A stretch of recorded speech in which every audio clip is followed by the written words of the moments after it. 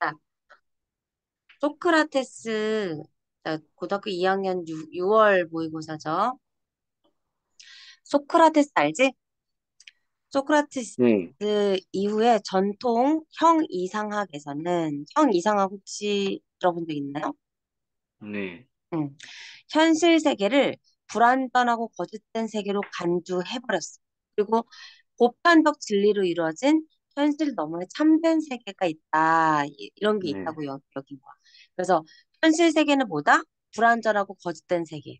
그리고 보편적 진리로 이루어진 현실 너머의 세계, 즉 참된 세계가 있다라고 여긴 거야. 그러면 여기다 써볼게요. 현실 세계와 뭐로 나뉜 거예요? 참된 세계로 나뉜 거지, 그치? 예, 그들은 삶의 목적이 현실 너머에는 초월적 가치의 추구에 있다고 보았으며, 요게 나중에 반대되죠. 우리는 현실에 산다. 실존주의. 난 여기서 살아내고 있는 내가 주인이다. 이런 실존주의가 나오거든. 근데 그 전에 전통 이 형이상학에서는 뭔가 이 현실 너머의 형이상학적인 거에 대해서 가치를 뒀단 말이야. 이 네, 소크라테스에 대해서 알고 있는 그 뭐 있어? 혹시 모방론이라고. 저번에 나랑 살짝 모르는데. 음. 그러면 모방론 얘기를 잠깐 해주고 갈게요. 이게 뭐냐면, 이 세상은 어떤 진실된 참된 세계의 모방일 뿐이라는 게 이 소크라테스의 생각인 거야. 이 플라톤이나 이런 사람들. 그러니까, 아, 예, 오주연이라는 애도 어떤 완벽한 오주연의 완벽체가 있어. 너는 그거의 어떤 그림자 혹은 너의 그거에 모방된 어떤 현실 세계론인 거야. 근데 너의 이상적인 너가 있기는 해. 우리는 항상 그 네, 이상적인 자기 자신, 이상적인 완벽한 그 존재로 나아가기 위해서 항상 노력하는 것이다라고 얘기를 하는 모방론이라는 게 있습니다. 알겠죠? 네, 자, 이성적 사유를 통해서 이를 발견하고자 했대. 그러니까 이 시기부터 이제 이성이 되게 중요시 되었다라고 볼 수가 있습니다. 그래서 네, 이것은 여기서부터 해요. 삶의 외부에 있는 절대적 가치를 토대로 삶의 의미를 찾고자 하는 사유 방식이었다. 그러니까 절대적 가치라는 게 있다라고 생각을 하는 게 먼저였겠지. 신이라는 게 있고, 신은 절대적인 거고, 우리는 그 절대적인 가치를 추구하면서 살아야 된다. 나중에는 그게 반발이 돼, 반대가 돼. 네, 그러니까 절대적인 건 없다, 상대적인 거다, 뭐 이런 식의 얘기가 나오지, 그치? 그런 어떤 삶의 의미를 찾고자 하는 사회 방식이 있었다라는 거예요. 바로 이 점에 반기를 든 게 바로 누구다? 니체, 자, 니체 아, 철학은 비교적 니체가 네, 했던 말 중에서 가장 유명한 말은 신은 죽었다. 들어봤어요? 네, 응. 진짜 난 신 따위 안 믿어. 이런 뜻이 아니야. 니체의 이 신은 죽었다라는 뜻은 어떤 깊은 의미를 가지고 있어요. 근데 한번 읽어볼게요. 네, 일단은 니체. 니체에 따르면 삶은 삶을 둘러싼 가치들의 근원이며, 그러니까 삶이 근원이지, 그치? 네, 그러면 삶 자체가 중요하다라는 게 노출이 되는 거죠, 그쵸? 가치 평가의 출발점이다. 그러니까 가치가 중요한 거야, 삶이 중요한 거야? 같이요. 응, 응? 자, 삶이요. 가치의 근원이 뭔데? 사, 삶을. 어, 삶이 바로 가치의 근원이지. 그러니까 네, 가치보다 더 선행하는 게 삶이라는 거지, 그치? 그거를 잘 기억을 해야 돼요. 그 전까지는 가치가 더 먼저인 거야. 우리의 삶은 좀 보잘것없는 거였어. 그렇지만 니체는 반대로 얘기를 하는 겁니다, 지금. 그 차이를 알겠죠? 그래서 가치는 이제 삶의 유용한가? 그러니까 그것이 삶을 더 강하게 만들어주는가에 따라 평가된다. 그러니까 우리가 따라야 될 어떤 신적인 가치, 이런 게 있는 게 아니고, 삶을 더 잘 살게 만들어주면 그게 가치 있는 거라는 거야. 뒤바뀌어 버렸죠. 네, 그래서, 그런데 그런 데에서 이제 세모를 한번 쳐볼게요. 알았죠? 다른 얘기 나오는 거니까. 전통 형이상학에서는 이제 과거 전통성 형이상학 소크라테스 얘기로 가는 거예요. 소크라테스는 도덕적 선이라는 절대적 가치가 선의 궁극적인 목적이었다. 그렇게 얘기를 한 거야. 절대적 가치. 이에 네. 따라서 개별적 삶을 재단하려고 했다. 재단, 마음대로 오려 붙이려고 했다라는 거. 이 기억 문장 이해돼? 네. 계속 갈게요. 이에 따르면, 자, 이에 따른다라는 거는 그 전통 형이상학을 얘기하는 거 아니면 니체처럼 얘기하는 거야?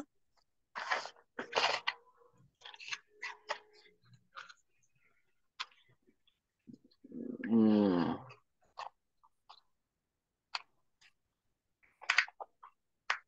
밑에요?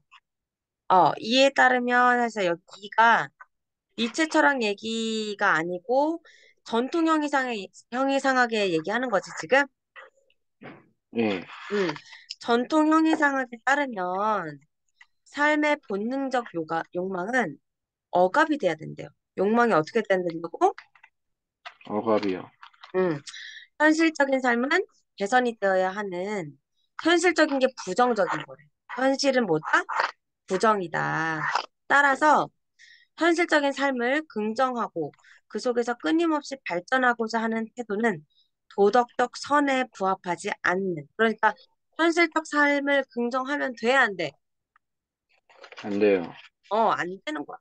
그 도덕적 삶에 안 부합하는.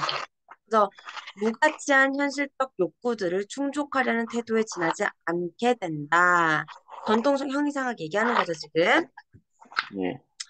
그래서 결국 현실적인 삶 자체도 무의미한 것이 되고 만다. 여기까지가 뭐에 대한 얘기야? 지금?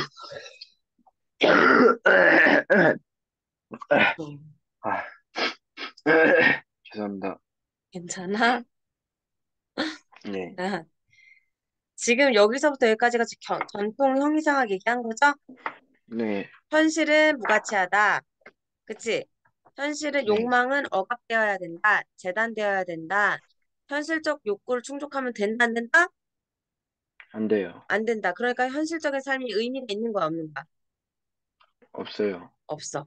여기에 대해서 니체는 다시 니체 내모질게요.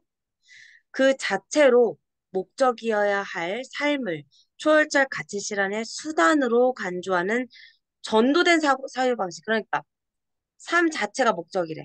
삶이 목적이고 초월적 가치 실현의 수단. 자, 초월적 가치라는 거는 네. 그 어떤 삶을 초월한 어떤 진실된 것 같이 얘기하는 거지, 그치? 네. 그러니까 초월적 가치 실현을 하려면 그 삶이라는 게 수단이 돼야 된대.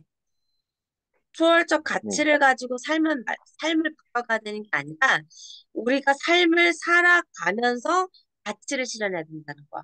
그게 바로 전도된 사회 방식. 전도된 사회 방식 무슨 뜻인지 혹시 아세요? 아니요. 뒤바뀌어 버렸다는 거야. 자, 전통적인 형이상학이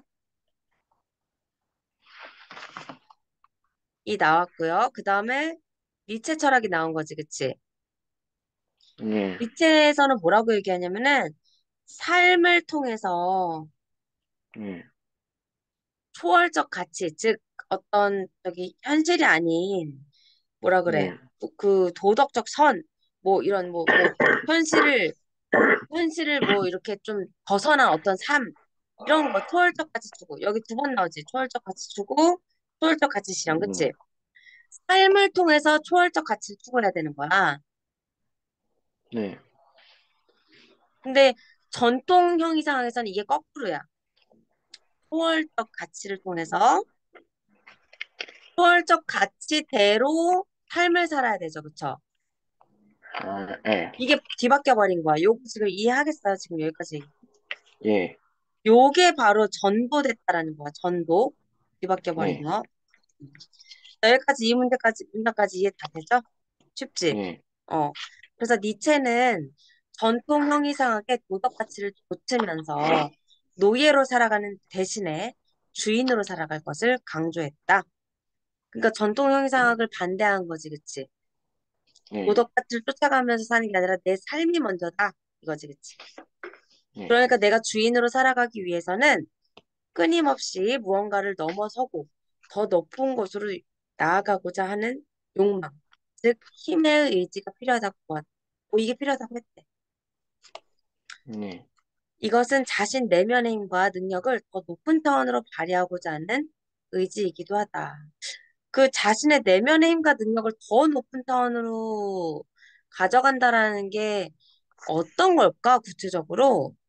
음, 더 성장하는 자기 자신, 뭐 이런 거 아닐까? 그치? 네. 우리 인간들은 항상 성장하려고, 스스로 성장하려고 노력을 하잖아. 그치? 아, 자, 이 다음부터는 좀 읽어보세요. 여기, 하나에. 하나의 힘의 의지가 다른 힘의 의지를 이겨도 또 다른 힘의 의지가 수시로 나타나므로 이것은 창조와 생산이 무한히 지게 하는 의지다. 니체는 힘의 의지를 자연스러운 것으로 수용할 때 현재의 자신을 극복하고 새로운 가치를 창조할 수 있다고 보았다. 여기 니체에 따르면, 니체는 하는 얘기가 뭐냐면, 힘의 의지, 그러니까 의지, 네, 극복, 새로운 자기 자신, 이런 거를 중요하게 생각을 한 거야. 무슨 말인지 알겠죠? 네. 극복, 이런 거 중요합니다. 자기 자신을 극복한다. 자, 또 읽어보세요.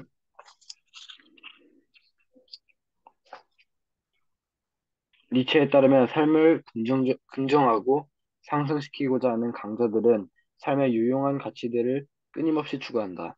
각각의 삶이 자신의 상승을 위해 힘의 의지를 중심으로 경합하기도 하는데, 이때 필요한 것이 아군, 즉 경쟁이다. 경합이 이것은, 경쟁이란 뜻인 거 알지?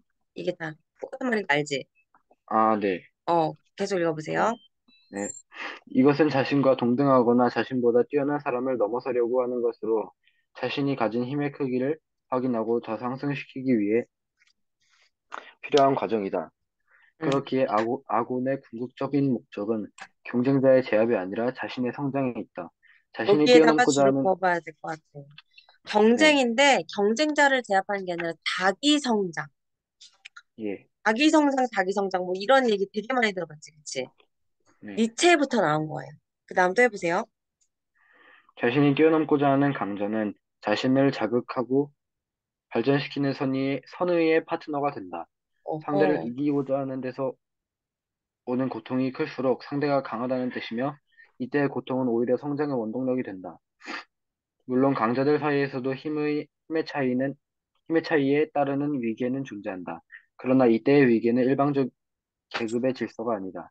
승패는 존재하지만 비교를 통해서 자신의 힘을 평가하고 좀 더 성장하고자 노력하였음을 서로 인정하므로 강자와 상대적 약자 간의 힘의 위계는 지배적인 형태가 아니라 상호 존중의 형태로 드러난다. 즉, 니체의 아고는 자신의 삶을 긍정하고 자신의 성장을 위해 타자를 존중하는 태도라고 할 수 있다. 자, 여기까지. 여기서 네, 되게 좋은 얘기가 많이 나왔어. 그러니까 니체가 네, 말하는 자기 성장, 즉 경합, 아곤. 근데 이 경쟁이라는 게 조금 요새는 무서운 뜻으로 많이 안 좋은 뜻으로 많이 쓰이잖아. 경쟁하면 뭐야? 남을 짓밟고, 이제 네, 짓밟고 올라서는. 그게 아니지. 나 네, 자신과의 싸움. 그리고 이기든 지든 이거는 이런 일이 있을 수 있지만 힘의 차이는 존재할 수 있지만 서로 존중해준다. 왜? 자기의 그 한계를 넘어서기 위해서 노력한 거니까, 그치? 그러니까 타자를 존중, 나를 긍정하는 그 경쟁이 진정한 경쟁이다. 이런 뜻이에요. 이해 완전히 되죠? 네. 응, 다음. 니체는 삶을 긍정한다는 것은 삶이 마주하는 어려움을 잘 극복하고 성장하고자 하는 태도를 의미한다고 보았다. 응. 강자를 넘어서려고 하는 의지를 옹호한 니체의 철학은 현실을 살아가는 우리 자신의 삶을 그 자체로 긍정할 수 있는 토대를 마련했다는 점에서 의미가 있다. 니체의 긍정 철학이야. 그죠? 그래서 네, 니체 철학의 의로 마무리가 되네요. 니체 철학의 의. 선생님 니체를 네, 되게 좋아하는데 이런 식으로 배경 지식을 쌓아가면 돼. 그래서 네, 니체가 한 얘기 중에서 굉장히 그러니까 니체가 자기 자신을 극복 그리고 성장하는 거를 되게 중요하게 여겼어. 니체가 한 얘기 네, 중에서 이제 배경 지식으로 가지고 있으라고 얘기해 주는 거야. 사람은 누구나 네, 낙타로 태어난대. 그래서 아 사자가 되었다가 네, 초월 아기가 된다는 거야. 이게 무슨 얘기냐면 낙타는 짐을 지고 살잖아. 그러면 네, 낙타의 상황은 이런 거야. 지금 이제 학생들 같은 상황인 거야. 진짜 힘들다. 진짜 힘들다. 낙타는 맨날 짐만 옮겨야 되잖아. 왜 옮겨야 되는지도 모르고. 그래서 네, 왜 옮겨야 되는지도 모르고, 그러니까 거의 그러니까 노예 상태인 거야, 지금. 내가 이걸 진정으로 왜 해야 네, 되는지 진정으로 몰라. 그러면서, 아이고 힘들어. 아이고 힘들어. 이러면서 내 짐을 가둥가둥거리면서 옮기는 상태. 누구나 인간이 태어나면 자기가 지켜야 될 것. 그리고 아이가 기어다니다가 서다가 뛰고 이거 자체가 다 자기 극복이잖아. 네, 그래서 낙타로 살아간다. 그 첫 단계는. 두 번째 단계는 사자가 되는 거야. 사자가 뭐냐면 자기 운명을 받아들이고 자기가 왜 싸워야 되는지 아는 용맹한 사자인 거야. 그래서 뭐 네, 부모님 같은 경우지. 부모님은 자녀도 낳았고 이렇기 때문에 책임감으로 내가 내 자식을 키우고 내가 나 자신을 성장시키고 좋은 삶을 마련하기 위해서 진짜 기꺼이 일하시고 기꺼이 살아가는 거잖아. 네, 그게 조금 더 성장된 어른의 모습인 거야. 근데 마지막이 이제 이게 사람을 초월한 슈퍼 아기 상황인데 그게 뭐냐면 이거는 이제 웬만한 사람들이 가기 되게 힘든 상황인 거지. 네, 모든 걸 다 통달한 사람. 그러면 내가 정말로 원하는 대로 행동해도 그것이 다 진리가 되고 그게 선이 되는 거야. 그러니까 아무것도 구애받는 게 없어. 그 어떤 관습이나 그런 거에도 묶이지 않고 자기는 그냥 자유롭게 살아가는 그런 상태가 되는 거지. 그러니까 그게 지금으로 네, 따지면 해탈의 경지에 이른 사람이 되겠지, 그치? 그럼 어떤 예, 고통도 없겠고, 자기 자신에 대한 어떤 뭐 열등감, 뭐 힘들다 이런 것도 없겠지, 그치? 네, 그래서 그런 세 가지 단계가 있다. 그래서 신은 죽었다라는 얘기를 왜 했냐면, 이 전까지는 신한테 되게 의존하는 삶이었어. 우리 인간의 삶 네, 중세시대. 근데 신이 없다라고 얘기하는 게 아니라 이제 우리는 신을 죽었다라고 생각하고 살아야 된다. 우리 자신이 우리 인생의 그 길을 만들어가야 된다. 이 얘기를 처음 한 사람인 거야. 그 네, 전까지는 전혀 그런 생각이 없었던 거야. 뭐 살아가는 데 있어서 소명이 있을 거라고 생각하고 신이 나에게 어떤 길을 내렸을 거라고 생각하고 뭐 그렇게 믿고 살아갔거든. 네, 근데 거기에서 처음으로 인간 중심적인 그런 이제 삶을 한번 살아가고자 얘기를 한 사람이 니체였다라는 거예요. 알겠다. 네. 그래서 지금 여기까지 이렇게 하고